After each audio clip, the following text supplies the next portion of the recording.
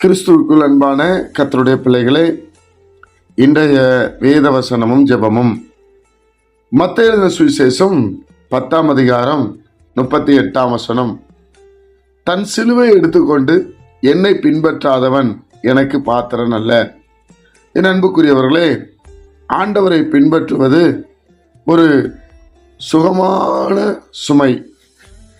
ஆண்டவரை பின்பற்றும் போது சில பிரச்சனைகள், சில போராட்டங்கள் நமக்கு வரும்.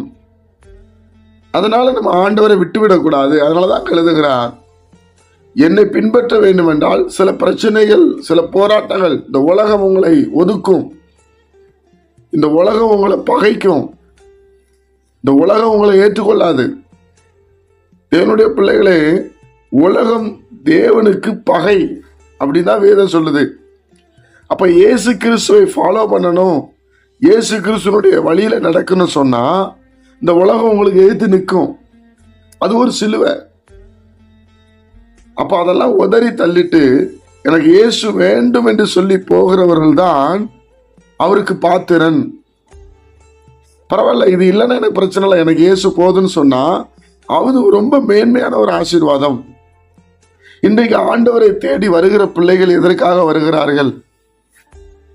தேவனுடைய பிள்ளைகளே, வருத்தப்பட்டு பார சுமக்கிறவர்களே, நீங்கள் எல்லா இடத்துல வாருங்கள், நான் உங்களுக்கு இளைப்பாறுதல் தருவேன்னு சொன்னாரு. சொல்லிட்டு ஏன் நுகத்தை நீ ஏத்துக்க அப்படின்னாரு. அப்போ சில காரியங்களை தேவனுடைய ஆண்டவராய் இயேசு கிறிஸ்துனுடைய நாம் சில காரியங்களை ஏற்றுக்கொள்ள வேண்டும். அது இந்த உலகம் ஏத்துக்காது. அதனால நம்ம பின்வாங்கிடக்கூடாது.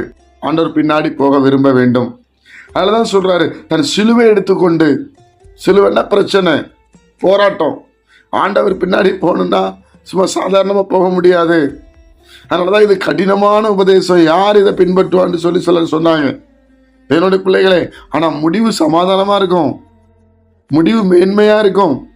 தேவன் நமக்கு வைத்திருக்கிற அந்த உன்னதமான திட்டத்துக்கு நம்ம அர்ப்பணித்து போகும்போது தேவன் நம்மை ஆசீர்வதிக்க உண்மையிலவராக இருக்கிறார். அதனால தன் சிலுவை எடுத்துக்கொண்டு போகிறவர்களாக இருக்க வேண்டும். அதைத்தான் ஆண்டவர் சொல்றார், என் பின்னாடி வரணும்னா நீ சிலுவை எடுத்துட்டு தான் வரணும். பாடு, பிரச்சனை இருக்கும், அதை தாண்டி வரணும். அப்போ நீ என்னை பின்பற்றலாம் என்று சொல்லுகிறார். ஜெபிப்போமா. பரிசுத்த பிதாவே, உம்முடைய குமாரன் இயேசு கிறிஸ்துவின் நாமத்தில் வருகிறோம். இன்னைக்கு எங்க வாழ்க்கையில் இருக்கிற சுமையும் கஷ்டத்தையும் நாங்கள் பார்த்துட்டு ஆண்டவரே, நிறைய நேரத்தில் அப்படி யோசிக்கிறோம். ஆண்டவரே, இல்லப்பா, என்ன நடந்தாலும் நாங்கள் பின்னாடி வர எங்களுக்கு கிருபை செய்யும். இது எங்களால முடியாது, உங்களுடைய கிருபையினால மாத்திரமே முடியும்.